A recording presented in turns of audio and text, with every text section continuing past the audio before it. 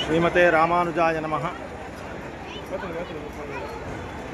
ನೀವು ವಿರಾಟ್ ವಿಶ್ವರೂಪ ನಾರಾಯಣ ಸ್ವಾಮಿಯನ್ನು ನೀವು ದರ್ಶನ ಮಾಡ್ತಾ ಇದ್ದೀರಿ. ವಿರಾಟ್ ವಿಶ್ವರೂಪ ನಾರಾಯಣನಿಗೆ 11 ಮುಖಗಳನ್ನು ತೋರಿಸಲಾಗಿದೆ. ನೀವು ನೋಡ್ಬೋದು, ಮಧ್ಯದ ಮುಖದಲ್ಲಿ ನಾರಾಯಣನ ಮುಖ ಇದೆ.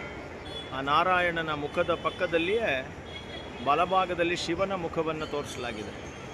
ಹಾಗೆಯೇ ಶಿವನ ಮುಖದ ಪಕ್ಕದಲ್ಲಿಯೇ ಸ್ಕಂದನ ಮುಖ ಅಂದರೆ ಸುಬ್ರಹ್ಮಣ್ಯ ಸ್ವಾಮಿಯ ಮುಖ. ಹಾಗೆಯೇ ಗಣಪತಿ, ಆ ಗಣಪತಿಯ ಪಕ್ಕದಲ್ಲಿಯೇ ನರಸಿಂಹನ ಮುಖ, ನರಸಿಂಹನ ಪಕ್ಕದಲ್ಲಿ ಋಷಿಯ ಮುಖವನ್ನು ತೋರಿಸಲಾಗಿದೆ. 11 ಕಿರೀಟಗಳನ್ನು ನೀವು ನೋಡಬಹುದು. 11 ಕಿರೀಟವು ಒಂದು ಕಿರೀಟ ಇದ್ದಂಗೆ ಇನ್ನೊಂದು ಕಿರೀಟ ಇಲ್ಲ. ಅದೇ ಇದ್ರ ವಿಶೇಷ. 11 ಕಿರೀಟದಲ್ಲೂ ಒಂದು ಕಿರೀಟ ಇದ್ದಂಗೆ ಇನ್ನೊಂದು ಕಿರೀಟ ಇಲ್ಲ. ಅದರಲ್ಲಿ ನೀವು ನೋಡಬಹುದು, ಮೊದಲನೇ ಮಧ್ಯದ ಕಿರೀಟದ ವ್ಯತ್ಯಾಸವನ್ನು ಪಕ್ಕದಲ್ಲಿ ಶಿವನ ಚಂದ್ರಮೌಳಿ ಅಂತ ಕರೀತಾರೆ. ಆದ್ದರಿಂದ ಚಂದ್ರ ಇರೋದನ್ನು ನೀವು ಗಮನಿಸ್ಬೋದು. ಚಂದ್ರನ ಒಂದು ಇದು ಕೂಡ ಇದೆ. ಈಗ ನಾವು 108 ಅಡಿಯ ಎತ್ತರದ ಶಿಲ್ಪಕಲೆಗೆ ಬಂದಿದ್ದೀವಿ. ಮೇಲ್ಗಡೆ ನೀವು ನೋಡಬಹುದು, ಮೇಲ್ಭಾಗದಲ್ಲಿ ಇರುವಂತಹದ್ದು ಕೀರ್ತಿಮುಖ ಅಂತ. ಕೀರ್ತಿಮುಖ ಅಲಂಕರಣ. ಯಾಕೆಂದರೆ ಮಹಾವಿಷ್ಣುವಿನ ಕೀರ್ತಿಯನ್ನು ದಿಗಂತವಾಗಿ ಸಾರ್ತಾ ಇರೋದು ಕೀರ್ತಿಮುಖ. ಮೇಲ್ಗಡೆ ನರಸಿಂಹ ಮುಖ. ಅದು ಸುತ್ತಲೂ ಇರುವಂತಹದ್ದು 7 ಹೆಡಗಳ ಸರ್ಪ. ಆ 7 ಎಡೆಗಳ ಸರ್ಪದ ಜೊತೆಯಲ್ಲಿಯೇ ಕಿರೀಟಗಳನ್ನು ನೀವು ನೋಡ್ತಾ ಇದ್ದೀರಿ. ಸೊ 11 ಕಿರೀಟಗಳು ನೋಡಿದ್ರೆ ಒಂದಕ್ಕೆ ಒಂದು ಥರ ಇನ್ನೊಂದಿಲ್ಲ. ನಾವು ಬಲಗಡೆಯ ಮುಖಗಳನ್ನು ಪರಿಚಯ ಮಾಡ್ಕೊಂಡ್ವಿ. ಅಂದರೆ ನಾರಾಯಣ, ಪಕ್ಕದಲ್ಲಿ ಶಿವ, ಅದರ ಪಕ್ಕದಲ್ಲಿ ಇರುವಂತಹದ್ದು ಸ್ಕಂದ, ಆಮೇಲೆ ಗಣಪತಿ, ನರಸಿಂಹ ಮತ್ತು ಋಷಿ.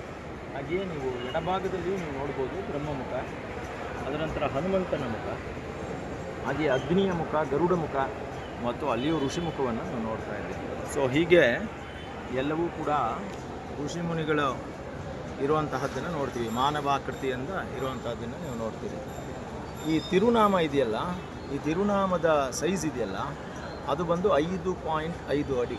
ಅಂದರೆ ನೀವು ಲೆಕ್ಕ ಹಾಕೋಬೋದು ಅದು ಎಷ್ಟು ದೊಡ್ಡದಾಗಿದೆ ಅನ್ನೋದನ್ನು ನೀವು ಯೋಚನೆ ಮಾಡ್ಬೋದು.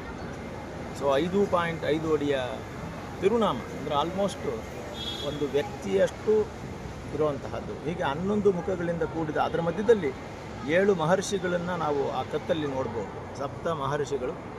ಅದೇ ಥರ ಶಿವ ಮತ್ತು ನಾರಾಯಣ ಸ್ವರೂಪದಲ್ಲಿರೋದರಿಂದ ನೀಲಕಂಠ ಹಾರವನ್ನು ನೀವು ನೋಡ್ಬೋದು. ಸುತ್ತ ಒಂದು ರುದ್ರಾಕ್ಷಿ ಮಾಲೆಯನ್ನು ಗಮನಿಸ್ಬೋದು. ಅಲ್ಲಿಯೇ ಪಕ್ಕದಲ್ಲಿ ನೀವು ನೋಡಬಹುದು ಒಂದು ಶಂಖಚಕ್ರಗಳು ಪರತ್ವ ಚಿಹ್ನೆಯಾಗಿ ಶಂಖ ಮತ್ತು ಚಕ್ರಗಳನ್ನು ಇಟ್ಕೊಂಡಿರೋದನ್ನು ನಾವು ನೋಡ್ತೀವಿ. ಹಾಗೆಯೇ ಶಂಖಚಕ್ರ ಮುದ್ರೆಯ ಜೊತೆಯಲ್ಲಿಯೇ